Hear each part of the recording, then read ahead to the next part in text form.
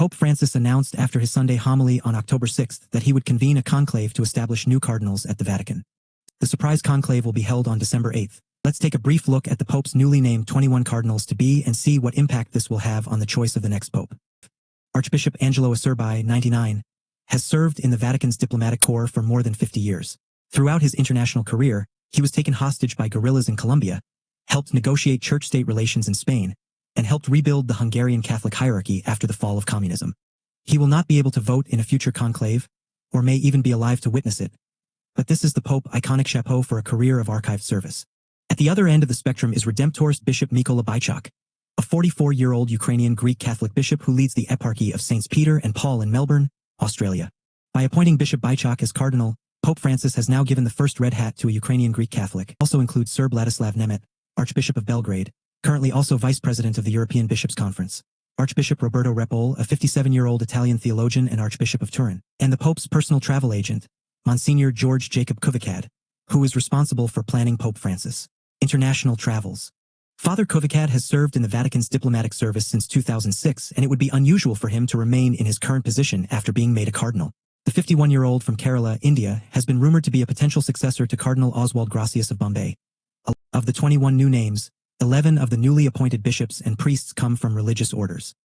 There will be 3 Franciscan friars, Archbishop Luis Gerardo Cabrera Herrera of Guayaquil, Ecuador, Archbishop Jaime Spengler of Porto Alegre, Brazil, and Bishop Pascalis Bruno Suker of Bogor, Indonesia, and a Franciscan friar, Archbishop Dominique Joseph Mathieu, who was born in Belgium, currently holds office in the Iranian capital, and his previous work in Lebanon also sends a clear political signal from the Pope amid the threat of full-scale war in the region.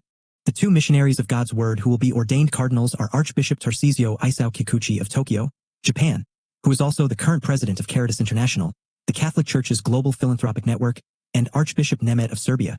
Father Fabio Baggio, head of the Migration and Refugee Department of the Vatican's Ministry for Comprehensive Human Development, will also receive the red hat.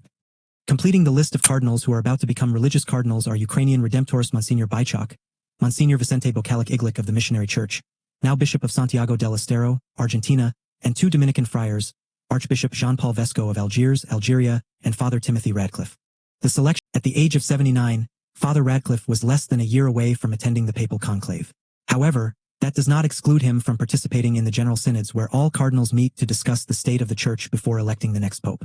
By completing the list of 21 new cardinal names, Rolandas Macricas, Vice Bishop of the Basilica of St. Mary the Great, Monsignor Francis Elio, Archbishop of Toronto, Canada, Baldassare Reina, Auxiliary Bishop of the Diocese of Rome, General Vicar of the Diocese of Rome, Bishop Ignace Besai Dogbo, Archbishop of the Diocese of Abidjan, Ivory Coast, Monsignor Pablo Virgilio Saongco David, Bishop of Caloocan, Philippines, Monsignor Fernando Natalio Comal Garib, Archbishop of Santiago de Chile, and Monsignor Carlos Gustavo Castillo Matasolio, Archbishop of Lima, Peru. Since Pope Francis was elected in 2013, the proportion of European cardinals has been steadily declining, while there has been a steady increase in African, Asia-Pacific, and Latin American representation, a trend that will continue with this newly selected group. When the new men gather at St. Peter's Basilica on December 8 for the Pope to present them with new hats and rings, they will hear from Monsignor Acerbi, 99, whom the Pope announced his first name and, traditionally, will speak on behalf of the new group of cardinals. With the choice of Monsignor Acerbi, the soon-to-be 88-year-old Pope seems to be sending the message that age does not limit one's influence.